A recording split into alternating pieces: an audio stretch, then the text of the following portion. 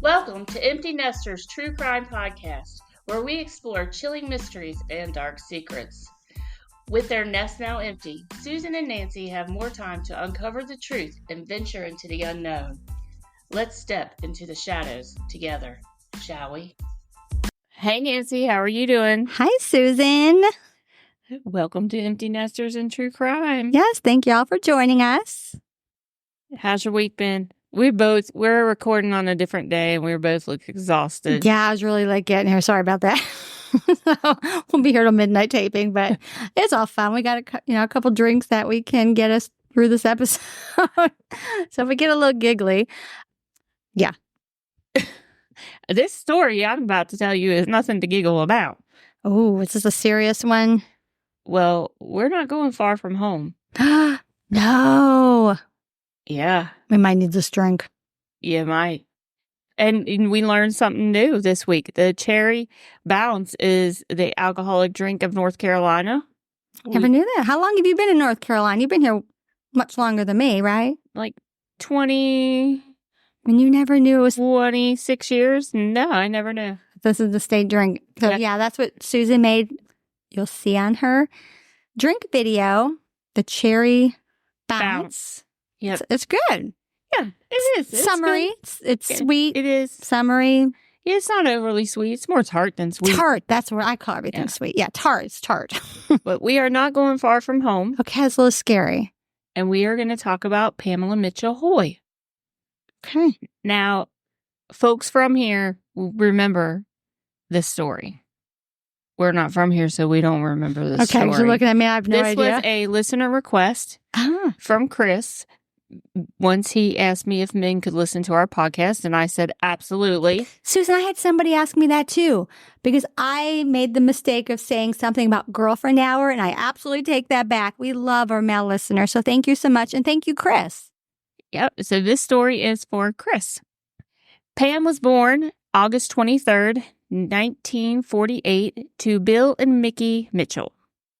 Pam was brunette. She had really beautiful green eyes. She was the oldest of 6 children. She had 5 younger brothers. She was the only girl in the family. But Mickey would say that Pam just loved her brothers dearly.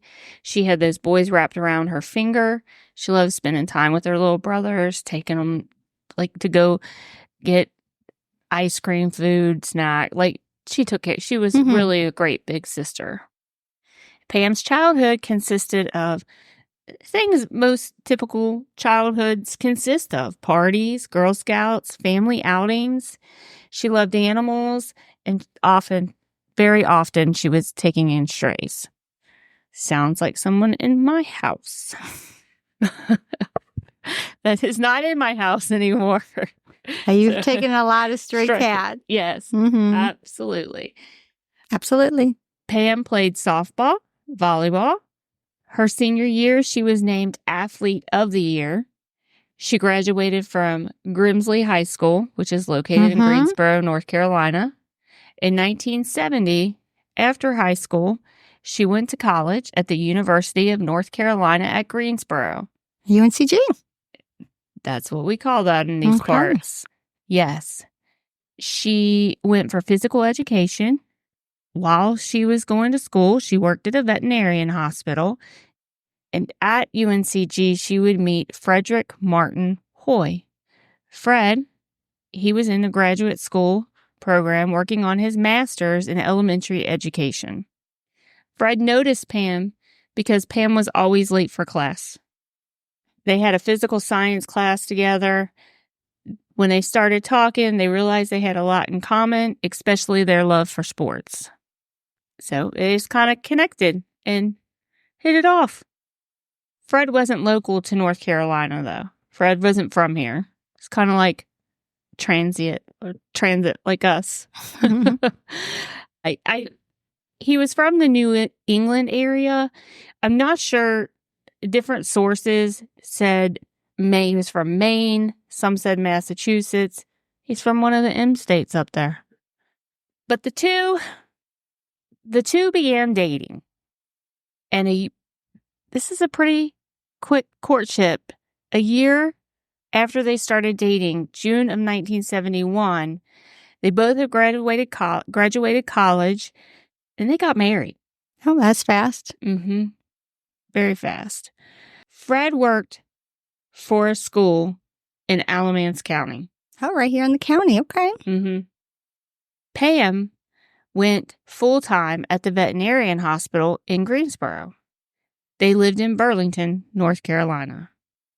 They enjoyed going to NASCAR races together, and they had a BMW motorcycle that they would ride around, and they just enjoyed spending time with each other.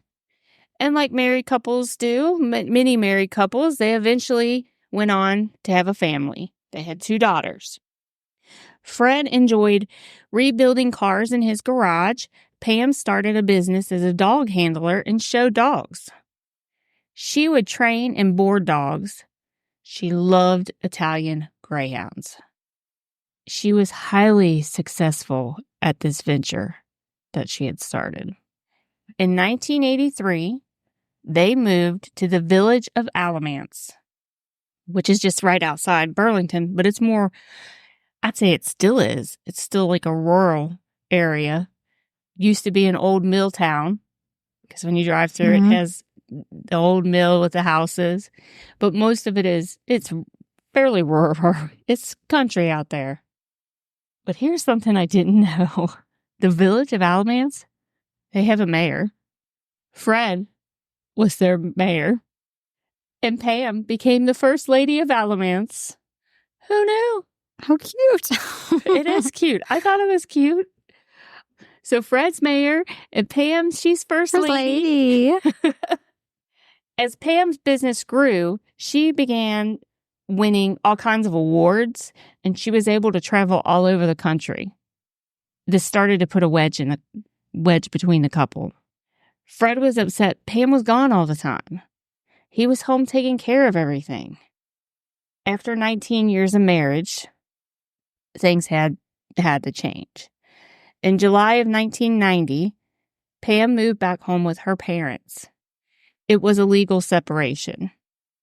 In North Carolina, you have to be when you just can't go get divorced. You have to be legally separated for a year before you can be divorced. So if you spend the night, if she spend the night with Fred during that year starts all over again. All over. Yep. It's a quirky law, but that's what we have here. So Pam would come to the marital home during the day and care for the dogs and her children. But at nighttime, then she would go back to her parents. So she was there all day, but she would go be with her parents and spend the night. I mean, you can hook up with somebody during the day too, it makes no damn sense, but it's what we have. Fred, they had been living this way for several weeks. July 2nd, 1990, Fred and Pam go to the Village Grill for dinner. The Village Grill? Our Village Grill. Okay. The Village Grill is still open today. Same location. They have great food. Yeah, it's a nice place to eat. If ever in Burlington, go to the Village Grill. Have you eaten at the Village Grill, Nancy? Oh, yeah. Okay, yeah, that's good. I had shrimp and grits there one night. Very Southern. Look, you're just fitting in just fine down here. Fred claims everything was fine and normal. They got back to the marital home around 8 p.m. Pam had a dog show in Greenville, South Carolina the next day, so they were loading up her van. And her van's not a typical van. It's not a mom minivan. It's more like you can tell it's doing some kind of work because it has like a thing on the front of it, and we'll post pictures of the van to our social media. Around 10:30 p.m. that night, Pam left the family home to head to her parents' house. She did run back into the house to give her daughter a magazine that was left in the van. Fred was in the garage working on a car. Neighbors confirmed this. At 10:30, Pam leaves. Fred's in the garage. At 11:45 p.m., Fred receives a phone call from Pam's mother that Pam's not arrived at their home. Nancy, where's Pam? Neighbors see Pam drive off. But she never gets to her parents' home. Exactly. So Fred and Pam's parents think maybe the van broke down. Okay. I mean, this is a time where in the 90s we didn't have cell phones. You couldn't just call somebody and say, hey. It's crazy to think that, right? Yeah. We couldn't just know where someone was. So Pam's dad gets in the car and Fred gets in his car and they go to a place to meet, thinking one of them's going to find Pam along the way. Like drive the route she would have taken. Exactly. They can't find Pam. They call the police. Pam is missing. The Alamance Sheriff's Department conducts search parties and they hand out flyers.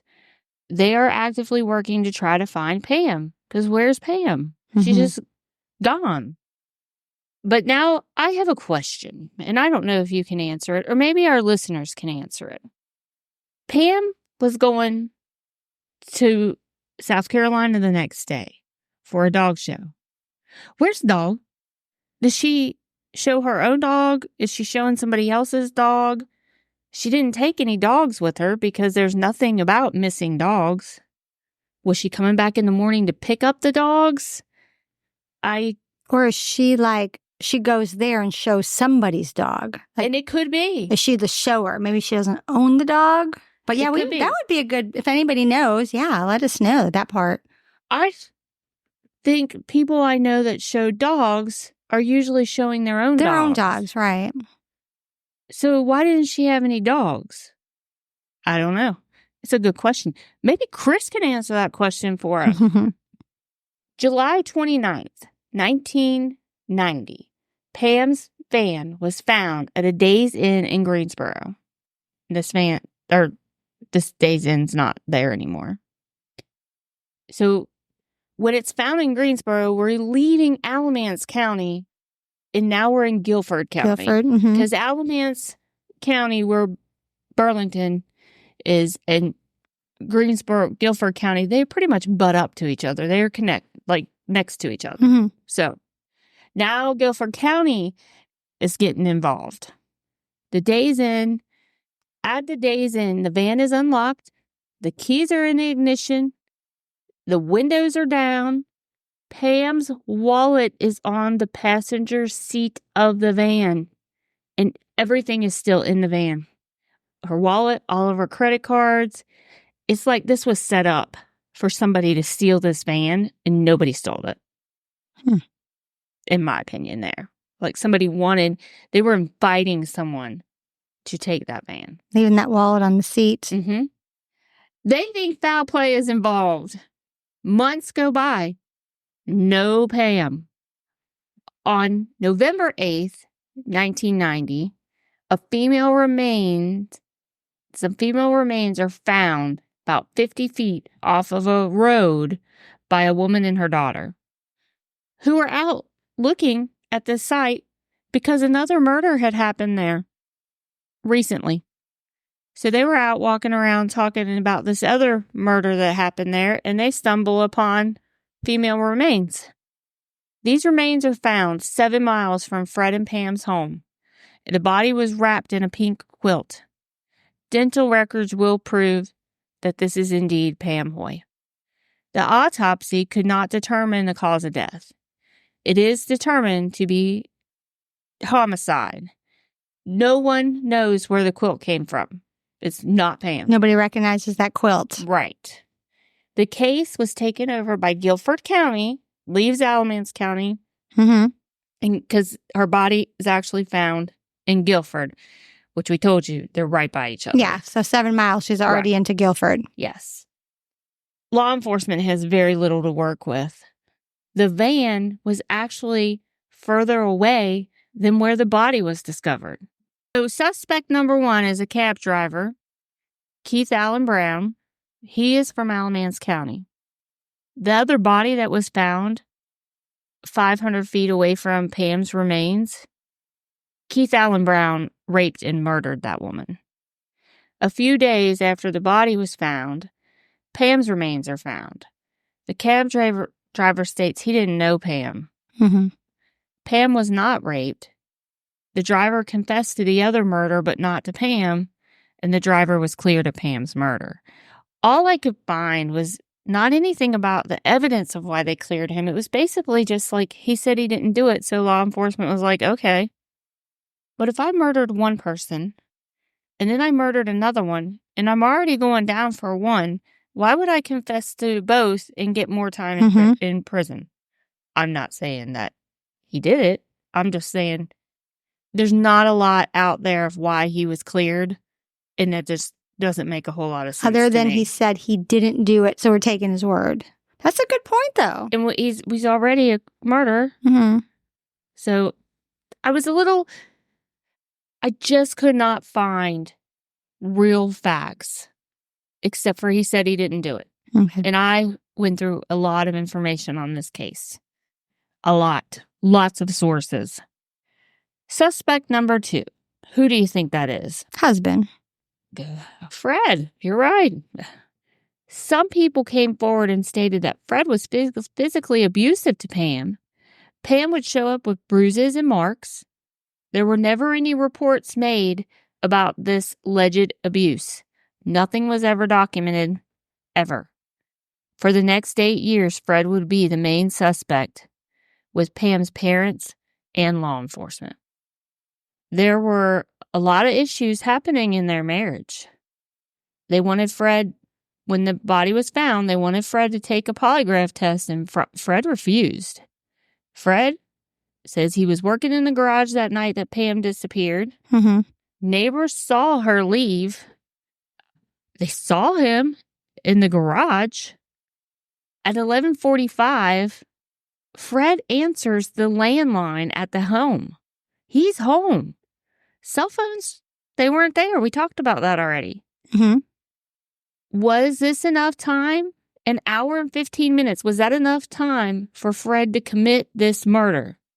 Law enforcement believes he had an accomplice. It's the only way it's possible is if he had an accomplice. Because he couldn't have done it by himself, because the van's in Greensboro. How's Fred supposed to get back? Mm-hmm. Like, an hour and 15 minutes isn't giving you a lot of time to commit murder and be back home. And get back. And dispose of a body, go drop the van off somewhere. Clean yourself up. Drop that van off too. Her van. Mm-hmm. Yeah, that doesn't. People that knew the couple were telling investigators about Fred's abusive behavior. And that night, Pam planned to confront Fred. She was going to tell Fred that he needed to move out of the home, or she was going to tell the police about his chop shop. She claimed he was running a chop shop in the garage. Hmm. The village of Alamance stood by Fred. They loved Fred. Fred was elected mayor 3 more terms, and then he sat on city council after Pam's body was discovered. But Pam's family, they really believe that Fred was involved in Pam's murder somehow, some way. They did not get overly about this because they did not want Fred to exclude them from their granddaughters' lives. Mm-hmm. So they played nice with Fred. Fred eventually stops talking to police. Then Lieutenant Ben Scarborough comes in the picture. He thinks that Fred killed his wife because she threatened to take the house, the kids, and the money. But there are no witnesses, no weapon, no physical evidence. Then Lieutenant Scarborough was watching this crime show on A&E, where maggots were found on a dead body. Mm-hmm. And with the growth in the science field, DNA could be extracted from the maggots to discover a cause of death. So there were maggots all wrapped up in that quilt, and that evidence had been preserved. So they took and had those maggots tested, looking for poison or drugs or something that could have killed Pam. But those results from that test have never been publicly announced. In April 2006, search warrants were unsealed of what they were looking for, because they did not search Fred's house in the beginning, but they come back later to search. And they were basically looking for insurance and attorney paperwork. Evidence was taken from Fred's home that law enforcement claimed that he killed Pam for financial gain. 16 years later, a live-in girlfriend of Fred's talked to law enforcement, and she believes there was physical abuse in Fred and Pam's marriage. Fred was the last person to see Pam alive, but at the time, they never searched that house, like I said. Right. They eventually do search the house, but they can never find enough evidence to bring Fred Hoy to an indictment. Investigators, they seized handwritten notes. I guess Fred had kept news clippings about the missing and the murder of Pam. In the search warrants, they say things like help establish a motive for financial gain. So they're pretty much going with Fred killed Pam for financial gain. And 3 years before Pam's death, Fred increased Pam's life insurance from $50,000 to $100,000. He did. There was a billboard placed up by a man, like to help find Pam's murder, and then it was taken down. But the family wanted it down because they just didn't want to have to keep going by it every day. Yeah, that'd be tough. So how is the man connected to her who put that billboard up? He just said if his wife was missing, he'd want it up. He wanted to know who did it. Okay. Now, when they did the search warrant and they came in, they went in the garage and they took rope, debris, a paint sample, a partial bag of absorbent to see if it matched the crime scene. Fred's live-in girlfriend at the time was also named in the search. Investigators believe that Fred gave Pam's earrings and necklace to his girlfriend after the murder, but reported them as lost or stolen to the insurance company. Oh, he's a little shady. Okay. But you can be shady, but that does not make you a killer. Right. Fred says he believes the cab driver killed Pam. Pam and Fred's daughters, they believed in their father's innocence. You see that a lot as well, but they believe he was innocent. And today, Fred's in his 80s and he's retired. He lives in Burlington and he likes to spend his weekends at Hyco Lake. He's still in Burlington. Ooh. He's in his 80s. And any information on the murder of Pamela Mitchell Hoy, please call the Guilford County Sheriff's Department at 336-641-3694 or the North Carolina State Bureau of Investigation at 1-800-334-3000. This is interesting. So there really is nothing to connect him to the murders, just, I guess we would say substantial information. What's that word I'm looking for? And you can't get information from law enforcement because it's still an open and active case. So, but nothing linked him. Nothing linked him to that murder. No. That time's pretty short. I mean, is it coincidental with the life insurance? He probably shouldn't gave away the jewelry and lied about it. That's kind of like, People do stuff like that without even really thinking, but it don't make him a killer. So you're thinking he's innocent. I do. I don't think. Do you really think he could have did that in a short time? I think, and I've thought a lot about this, that I don't think Fred left that house. And if he really was running a chop shop in his garage, he probably was hanging out with some less favorable people or had connections to them some way. Right. Even if one of the unsavory friendships he had or whatever, if that person's a criminal and they're living a life of crime, because if they're going to murder somebody, there's other crimes you've committed, I'm sure. You just don't murder someone and be done.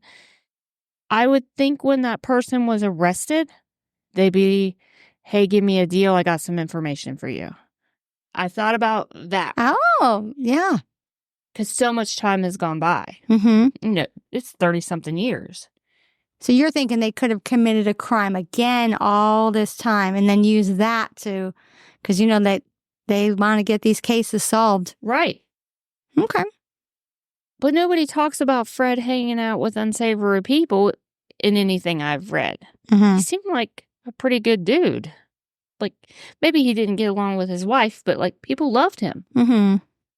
Well, yeah, mayor how many times elected? Yeah.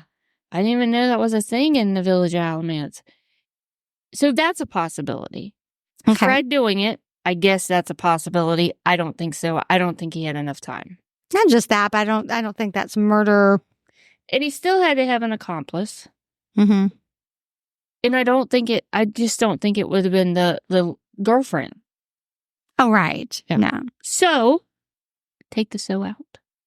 Then you have Pam. If Fred had a girlfriend on the side, because that was one thing someone said that Fred had a girlfriend on the side. Well, they're legally separated. Yeah. Fred can have a damn girlfriend. Yeah. Did Pam have a boyfriend? Does she have something else going on the side? We don't know. There's just not, the information's just not there. Or it could have been a taxi cab driver. Mm-hmm. Maybe. I don't know. Because what kind of coincidence Right. is that where this body's found and then just 500 feet away, there's another dead body? Mm-hmm. Is that your dumping ground? Is that, I don't know. There's so many that's possibilities. Pretty coincidental. Yeah. But then again, maybe he could have, if he did do it, could he have used that for his plea bargaining, admitting to both murders? Remember you were just saying sometimes people do that? Because I'm just thinking if he did do it and only wanted to, fess up to one, but you were thinking time in jail lessened. I don't know. Or is there just somebody else altogether? Yeah, it doesn't sound like, I don't think there's enough for him to murder his wife over here. So, I mean, they're already separated. They both had decent jobs. Yeah. They would have been okay. They didn't have to, Right. He didn't have to kill her to not be, to be okay. It And just did it. Do you notice a lot of these podcasts, a lot of these murders with the guys, they have a family, wife and kids, and they want to start over. So they murder them. Well, they're already separated, so that's not a here. Don't you see that? Like in the Chris Watts and the maybe Lacey Peterson, we don't know. But, they want to start over. We'll just kill up the family. That seems to be common in those cases. But clearly and it must not have been a bad breakup if she's still going to the house during the day. She's still going. She went to dinner with him at the Dutch Grill. Yeah, I don't. There was no reason for him to murder her. I just don't know. And upping a life insurance policy, I bet that maybe it was just renewal time or, I don't think that was. Was she meeting someone somewhere before she went to her parents' house and something went bad? Was there somebody straining on the side of the road she was trying to help? Was there an animal? I don't know. It could be anything. So she was murdered, but then they had drove that van to Greensboro and tried to let somebody steal. Yeah. See, they wanted someone to steal it, then they're going to connect them to the murder. You think that's what they were trying to do? Because why would they leave a wallet out? They got their DNA in that van and could connect them to the. Nobody took that van, but that van, when we post a picture, it's a very if you saw that in Walmart's parking lot, you'd be like, Pam's in there. So there's no hiding that van. No hiding in the van. But I don't know. Maybe that's why that was placed there. They wanted someone to steal it. Now they're connected with that. Somebody to steal that van. Mm-hmm. Windows down, keys in the ignition, wallet on the seat. Yes. But that did not happen. But it's over 30 years old and these unsolved mysteries get you, right? It gets you thinking. I mean, we're sitting here coming up with ideas, but who knows? We could be completely off. I want to know who murdered Pam. What happened to Pam? I'm sure her family wants to know who murdered Pam.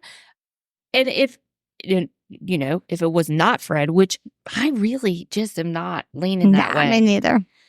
If it was not him, somebody owes Fred a damn apology. And if he's in his 80s, I hope he finds the truth out before, next 10, 20 years. He's lived with this for the last over 30 years. And his kids grew up with that stigma. And that's terrible. Are his kids in the area? Do we know? I don't know. Okay, I was just curious because I'm thinking age-wise, I'm like, they're probably close to our age. I do know they are probably a little bit younger than I am. And I have some people I've spoke to about this that didn't know them. Okay. But I didn't want to know if they were still here. Wow. That's not a question I asked. If they had heard of it, and I've had them say, I went to school with one of the daughters, or that kind of thing. Well, even for them to get closure, we talk about that when, in the last episode, when, she just wants closure where her mom is. Right. I'm sure they would like to know what happened. Yeah, absolutely. But that's the story of Pamela Mitchell Hoy. This is a close one, close to town. This is interesting. Yeah. Thank you, Chris. That's so great. We like the recommendations, and if anybody else has one, please let us know. And thank you to our male listeners. Want to leave us a comment? We'd love to hear it, and we appreciate a follow. And you male listeners, tell your male friends to come on. Yes, we love our male listeners. So we do thank you. All right, y'all have a great week. We'll see you next week. Thanks for joining us on Empty Nesters True Crime Podcast, where we've delved into chilling mysteries and dark secrets. With their nest now empty, Susan and Nancy will keep uncovering the truth and venturing into the unknown. Until next time, stay safe and step into the shadows with us again.